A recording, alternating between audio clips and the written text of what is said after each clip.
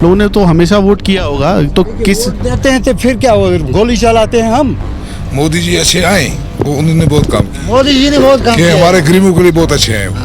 ये 10 गुंडा राज भी खत्म किया, सब कुछ खत्म किया। हाँ, और मोदी जी के हम साथ हैं। इंजीनियर रशीद का उसको क्या बताएं हम, तो वो तो अलग ही टाइप के आदमी है। वोट देखो, वोट देना है गवर्नमेंट को, वोट को उनका हक हमको देना ही है। हाँ? तो हम उसको वोट देंगे जो हमारे काम करेगा, वो करेगा, अच्छा आएगा। मोदी जी अच्छे आए, वो उन्होंने बहुत काम किया। मोदी जी ने बहुत काम कि किया। हमारे गरीबों के लिए बहुत अच्छे हैं। ये 10 गुंडा राज भी खत्म किया, सब कुछ खत्म किया। हाँ, और मोदी जी के हम साथ हैं। अच्छा, आप लोग कहते हैं गुंडा राज खत्म किया, ठीक है, लेकिन यहाँ पर कोई अस्पताल नहीं है। आप खुद कहते हैं कि एटीएम मशीन नहीं है, यहाँ पर बैंक नहीं है, तो फिर क्या हुआ मोदी जी के टाइम में? क्या हुआ, मतलब मैं पूछना चाहता हूँ, मेरे सवाल की मूल भावना यही है कि फिर बदला क्या मोदी जी के आने से? क्या बदला, आप लोगों ने क्या बदलाव महसूस किया? बदला कुछ नहीं, आगे भी पीछे से मोदी जी अच्छे कर रहे हैं, आगे से भी जो है वो गलत कर रहे हैं, तो भी देख रहे हैं। हमारे 3-4 मुद्दे हैं।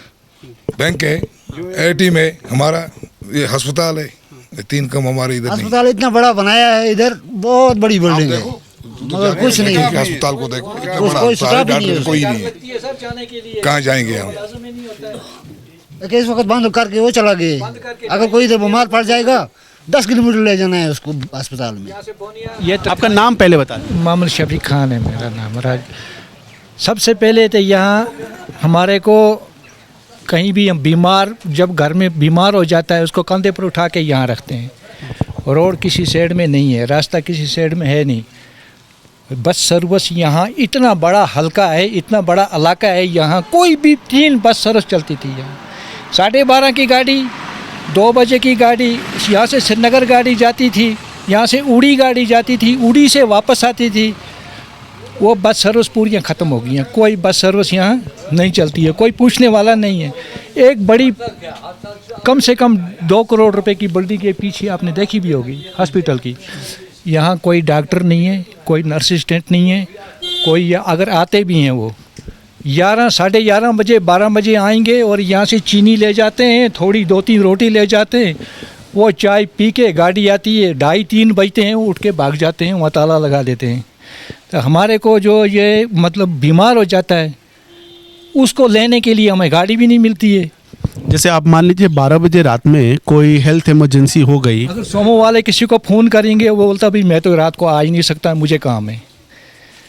तो फिर उसको बीपी हाई हो जाता है, किसी का कोई ज़्यादा इमरजेंसी बीमार हो जाता है। यहाँ कोई फैसिलिटी किसी भी साइड से नहीं है, कोई एटीएम नहीं है, कोई बैंक नहीं है, कोई दफ्तर नहीं है, कोई कुछ नहीं है। इतना बड़ा हल्का है यहाँ, कोई कुछ नहीं है इधर, हर साइड से बेकारी है। तो इतने सारे लोगों ने 35 साल नेशनल कॉन्फ्रेंस रही, महबूबा मुफ्ती भी बहुत लंबे टाइम तक रही, फिर बीजेपी और महबूबा मुफ्ती मिलकर सरकार बनाई, कांग्रेस भी टाइम पर रही, तो इन लोगों ने किया क्या फिर?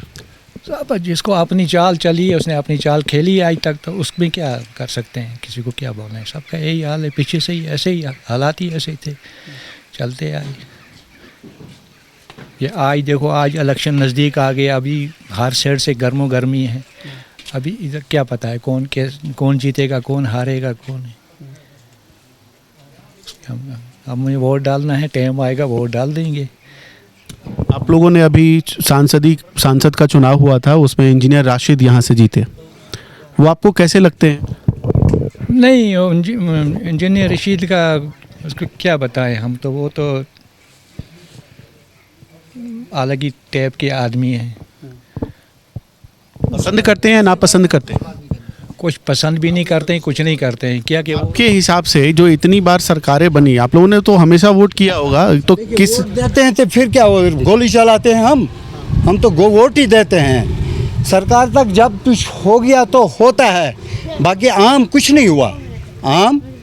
जिसने कुछ करना था कर दिया, लेकिन पूरे गरीबों तक कुछ नहीं पहुंचा। जैसे फारूक साहब ने इतने टाइम तक शासन किया, महबूबा मुफ्ती के यहाँ पर मोहतरम शफी साहब थे, अच्छा वक़्त उनका भी गुजरा। जब तक उनका हाथ चला तो उनको अपने जो कुछ भी करना था हो गया।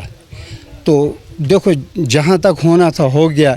हम उसके पीछे भी जो सरकारें आई उसके बाद उतल फुतली सरकार होगी तो नौकरी कुछ नहीं है। पढ़े लिखे जवान पढ़े हैं, जितने भी पढ़े लिखे जवान हैं बेरोज़गार पड़े हैं। और ये इलाका बिल्कुल मुतासिर हुआ है। क्यों? यहाँ पर बैंक नहीं है, यहाँ पर मतलब गवर्नमेंट कॉलेज नहीं है, यहाँ पर प्रिंसिपल नहीं है, यहाँ पर ये अस्पताल में सामान नहीं है, बहुत हायर सेकेंडरी बहुत कुछ जो होना था। ये इलाका बहुत बड़ा है। यहाँ से जाकर बोनियार बैंक पर जाना पड़ता है। जिसके पास 100 रुपया होता है वो जब वो डालता है, वो आगे डालता है, उसके बाद 1 ही रुपया 100 होता है।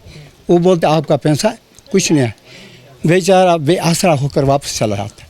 इधर बैंक की बहुत अशद ज़रूरत है। गरीब ये कोई फ़ायदा नहीं है। On the whole Modi ji ने 1 साल निकाला और ये पेंशन का अलग दिया और मुफ्त अलग दिया। उससे हमारे बच्चे पलते थे, हमारा पेट पलता था, इलाका पलता था। यहाँ पर कौन देता था? मोदी जी ने ऐलान किया मुफ्त अलग। मुलाजिम को मत न मुफ्त है न वो 20 किलो 10 किलो पर वो चाहे मुलाजिम है वो कहीं से। और 35 किलो अलग 35 पैसों को 35 किलो हमें मुफ्त मिलते थे कि नहीं? तो वो हमें बराबर होता था। खाली मुफ्त मिलता है तो भाली आज 35 किलो 20 किलो 10 किलो चावल एक परिवार को मिलता है।